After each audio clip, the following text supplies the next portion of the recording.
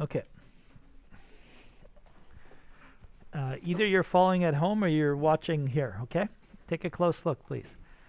So this is where we are at, okay? We are coming up with references, right? And notice that initially this first page from my references shows a simplified room. So this room does not have to be enclosed. Okay, it's called an isometric room in the game world, okay? Game design. So basically it's like two walls and a floor. But you can add more detail, you can add openings and so on, all right? Anyway, this is the example that I had in the past. This is a little more elaborate, as you can see. So once you have your theme and you have references for it, then you need to think about what goes in the space, right? So if this is my space, last time I said I was going to be, my character is a wizard. So what does the wizard have? Has all these kind of things, right? So I got the room, I got an idea for the room, and then this is what it's going to go in the space, right?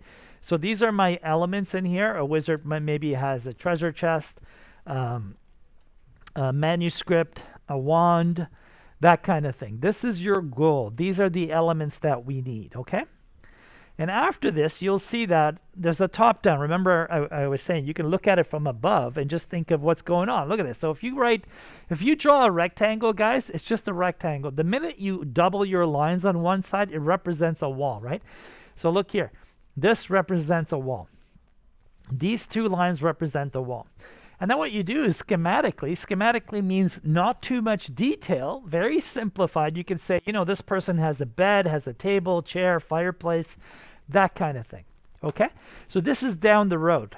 This is what we'll be doing in a few days. Later on, you will model the interior space, okay? And we're going to have fun with it. So let me show you what I did today. Remember I said last time I was a wizard. This time I'm an alchemist, all right? So I brought these images in first. You can see here, right? I brought these images in, and I'm just point form noting what I found interesting about these images. Well, how are they going to inspire me to tell a story, right? So watch what I wrote here. Okay, I'll just read a few of these. I'll send this to you guys. I'll post this. Look, for example, like I'm looking at the picture up here, okay? I'm just going to sneeze for sure coming up here. Oh, wow. Excuse me. All right. Haha. Okay, so look, I'm looking here. There's a lot of things I love with this visual right here. You see the one with the cage here, the bird cage, or whatever it is, right? I love the doorway. I like the windows. So the glass jar idea. So I said I can incorporate a doorway, cage, and glass jars. That's simple. One note, boom. Okay, what did I like about this? I love the fact, I'm going to say this verbally to you guys, orally here. It's a lab, but it's really congested. Okay, so that's kind of like, I don't think I'm going to go that far, but I love that, right? Like, look how aged that is for an alchemist space, right? It's got a lot of stuff. It's like a library. Yes? It looks more Victorian than medieval. Okay, it's open for debate. Victorian's kind of close now, right? I don't. Anyway, let's hold off on that. Let's debate on that later. Okay? Let me talk about my notes. I'm looking at this. For me, if I'm a healer, an alchemist who's looking for the philosopher's stone, I may have jars of tinctures, right? So there it is. I have that. And these are my alchemical tools, right? Really easy. But then I really like this. I like the skeletal body, right? The diagram of the skeleton, right? So the human structure. That shows to me you're like a scientist, right? We didn't have that word back then. Okay, so you look down here. What did I say over here? Let's look slowly here. Okay, so I'm looking at all this. Again, I love this style of window. I'm going to try that. So what did I write here? I can possibly incorporate a wooden table with globes on it. So I love that. Have a few manuscripts. As cheesy as that sounds, it's kind of like no-brainer for me, right? I'm going to have that as an alchemist. I need a manuscript. Again, library, books in jars, arch window. I wrote that, okay? Looking down here, I'm looking at this and I'm saying it's a really high ceiling. I don't know if I'm going to pull off a high ceiling or not, but you know what? It's possible. If I get to it, I may create a room with a high ceiling. Even though we're not going to have the ceiling, we're going to have high walls.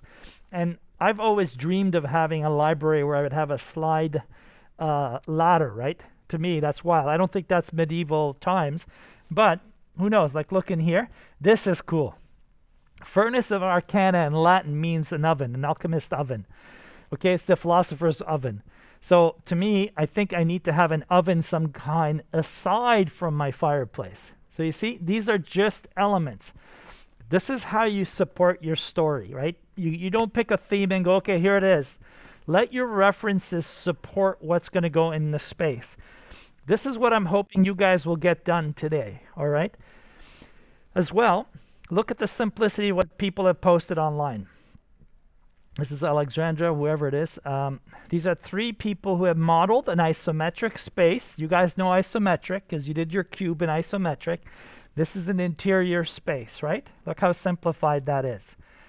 All right, so that's kind of like let's kind of push ourselves, overthink, like push ourselves with ideas, and then we'll simplify it down. Okay, so once you have your visuals, start writing what inspires you about them, because this is going to prepare you to sketch the next part, the details of what goes inside the space.